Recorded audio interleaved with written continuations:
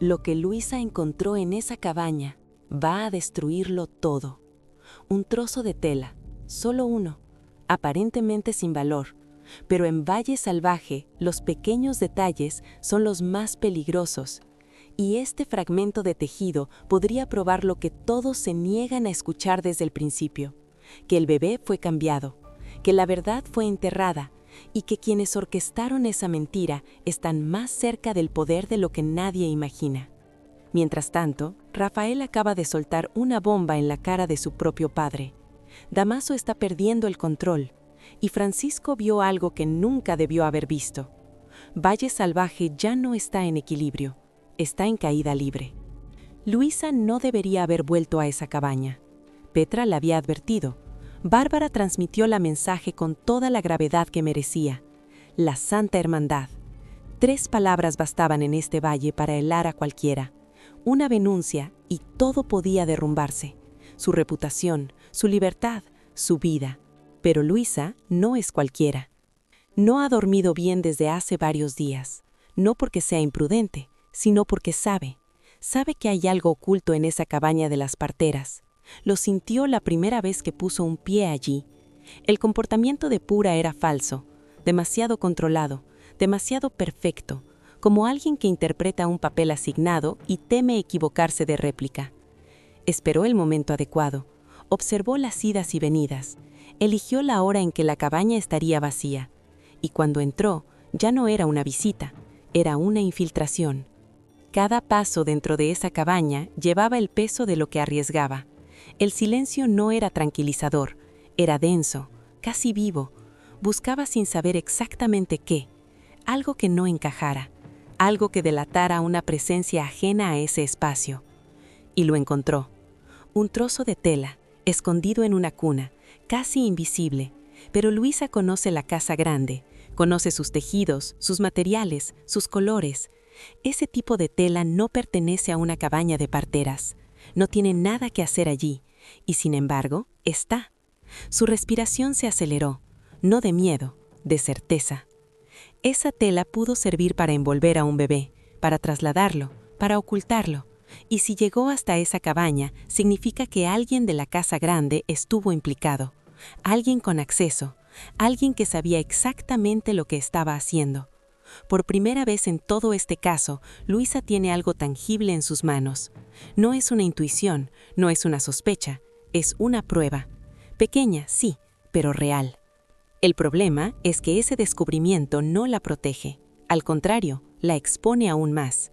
Si Pura o Petra descubren que ha vuelto a entrar, si alguien la vio, si alguien habla, la denuncia ante la Santa Hermandad ya no será una amenaza, será una realidad.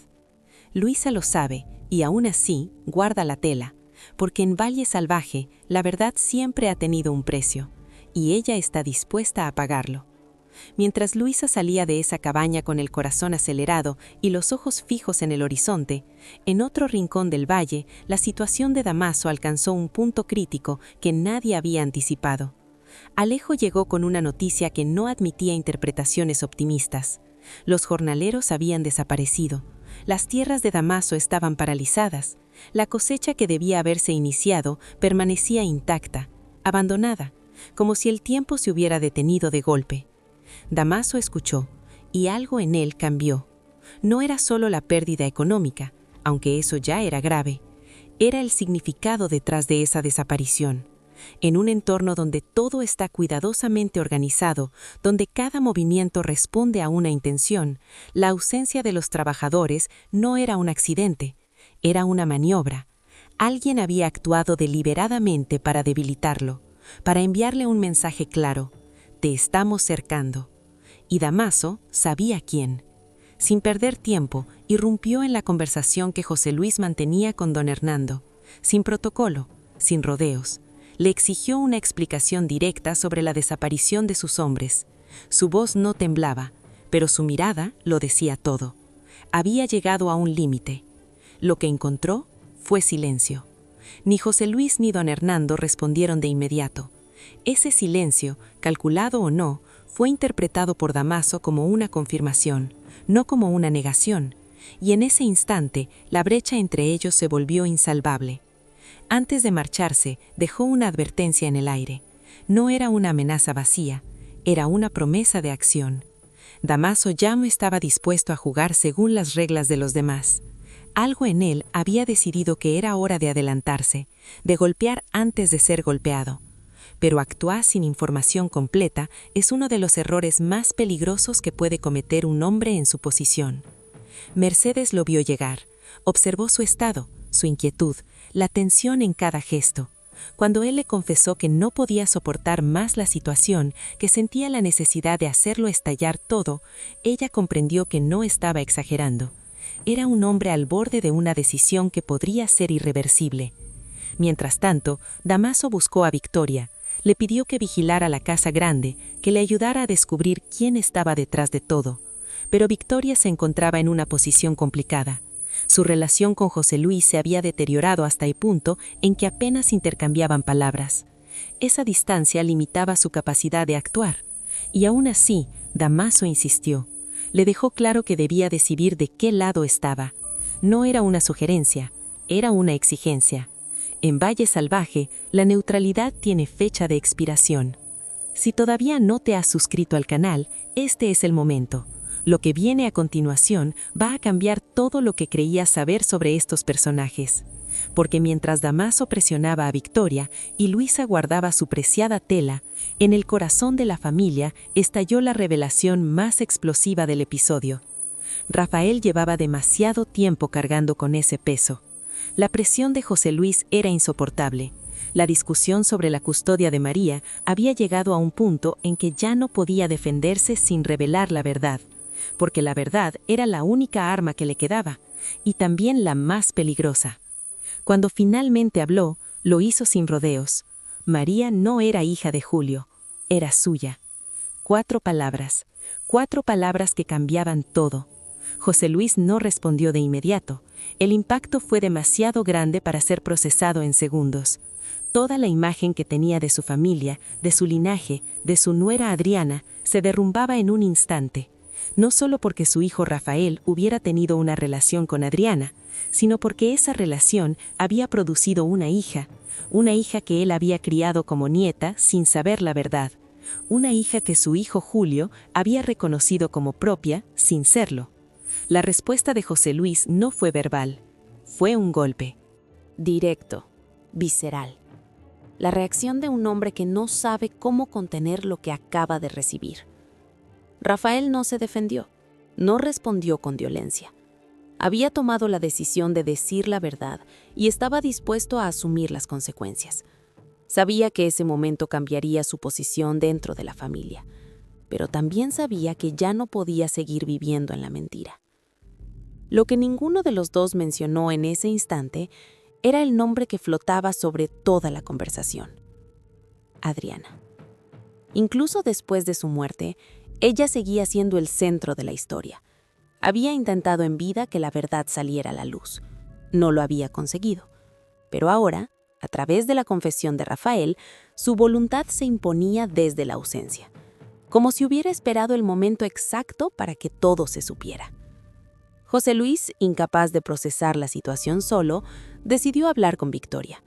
No buscaba estrategia en ese momento, buscaba algo parecido a la comprensión. No la encontró. Victoria lo escuchó, y en lugar de alimentar su indignación, le ofreció algo que él no esperaba, una reflexión incómoda. Le dijo que si todos a su alrededor parecían fallarle, quizás el problema no estaba en ellos, quizás estaba en él. Esas palabras cayeron como piedras. José Luis no supo cómo responderlas. La ira, que ya era intensa, se multiplicó. Llegó a levantar el puño. No llegó a golpearla, pero el gesto bastó para revelar hasta qué punto había perdido el control de sí mismo. Victoria no retrocedió. Ese momento lo decía todo sobre quiénes eran cada uno en ese instante. Él desbordado, ella firme. Y entre los dos, una relación que crujía bajo el peso de demasiadas verdades no dichas. Lejos de ese enfrentamiento, en la cocina, otro tipo de crisis se estaba desarrollando. Una más silenciosa, pero igual de profunda. Martín había decidido confesar. No fue un impulso, fue el resultado de una tensión acumulada durante demasiado tiempo. Frente a Pepa, sabía que ya no podía seguir ocultando la verdad si quería mantener cualquier tipo de vínculo con ella. Le contó todo: el pacto con Victoria, cómo había aceptado traicionar a su propia hermana con tal de poder regresar al valle y estar cerca de ella. No intentó justificarse en exceso, pero tampoco ocultó la razón principal. Lo había hecho por amor. Pepa lo escuchó, y lo que más le dolió no fue el contenido de la confesión, fue el tiempo que Martín había tardado en hacerla. La confianza para ella era fundamental, y esa omisión pesaba tanto como la traición misma. Sin levantar la voz, con una firmeza que era más devastadora que cualquier grito, le reprochó que no se lo hubiera dicho antes, y lo echó de la cocina. No fue un gesto impulsivo, fue un límite. Martín se fue. Sabía que había actuado tarde, que la oportunidad de ser completamente honesto en el momento adecuado había pasado. Pero la historia no terminó ahí. Pepa, a solas, comenzó a procesar lo que había escuchado. Entendía el motivo detrás de la decisión de Martín. Sabía que no había actuado con la intención de herirla. Y esa comprensión generaba en ella un conflicto interno que no era fácil de resolver. Decidió buscarlo, no para retomar lo que habían tenido, sino para cerrar ese capítulo de una manera más honesta. Cuando lo encontró, su tono era diferente, sin reproche, con una mezcla de sinceridad y resignación. Le dijo que lo entendía, que si en su momento le hubiera pedido ayuda, ella habría hecho cualquier cosa por él. Pero también le dijo que ese momento ya había pasado,